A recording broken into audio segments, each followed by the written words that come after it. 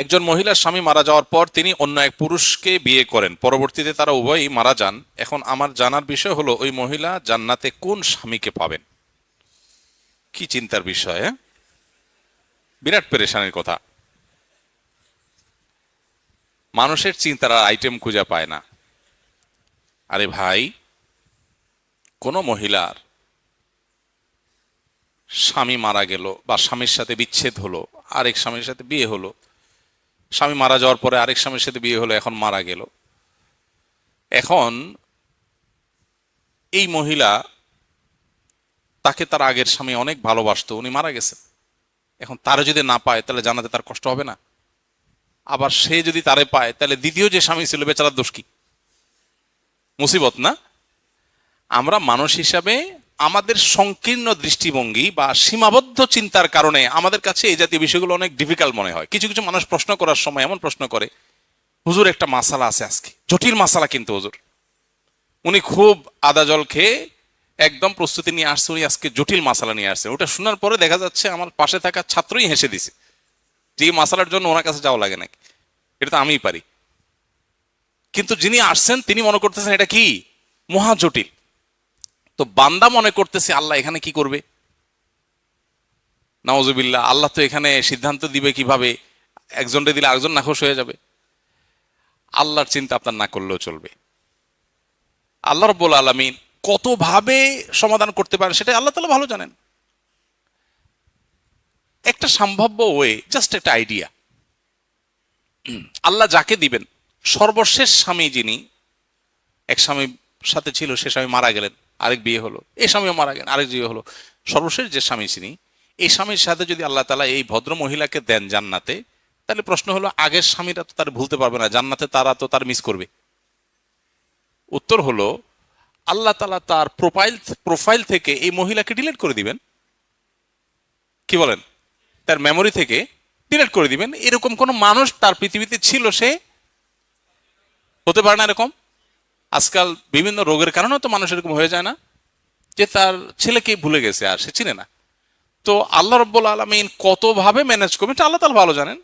আপাত দৃষ্টিতে তো সর্বশেষ স্বামী যিনি তার সাথে থাকবে এটা খোলা চোখে বোঝা যাবে। এই বিষয়গুলোকে কোরআন হাদিস আলাদা করে ডিসক্লোজ করে নাই, এগুলো আলাদা স্পষ্ট করা হয় না। অতএব এগুলোতে আমাদের ঘাটাঘাটি না করলেও চলবে। এখন মুশকিল হলো মানুষ দুনিয়া থেকে আখেরাতটাকে দুনিয়ার মতো মনে করে, দুনিয়ার মতো মনে করে। মহিলা চিন্তা করে আমি আমি কোনটারে পাবো, স্বামী চিন্তা করে হায় রে আমি পাবো কিনা। আরে চান্দু, কিয়ামতের ময়দানে ইয়ানফসি ইয়ানফসি বলতে জান যাবে, কারে পাবে না পাবে সে তো বহুত পরের কাহিনী, তাই না? এই জন্য আমরা দুনিয়াটারে আমাদের মতো করে ভাবি, এই জন্য এরকম মনে হয়।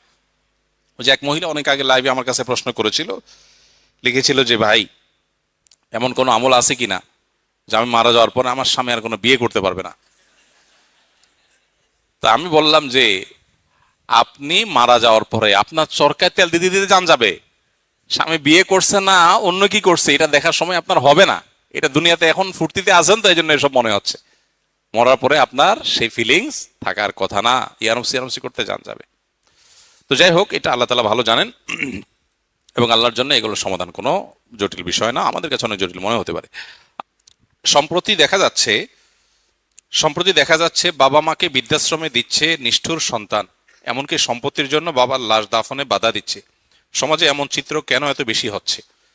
ভাই, কেন হচ্ছে সেটা বলার জন্য, সেটা বোঝার জন্য পণ্ডিত হওয়ার দরকার নেই। কোন দিনদার, কোন মুত্তাকি, কোন পরহেজগার, কোন আল্লাহভীরু মুসলমান সন্তান তার বাবা মাকে বৃদ্ধাশ্রমে দিতে পারে?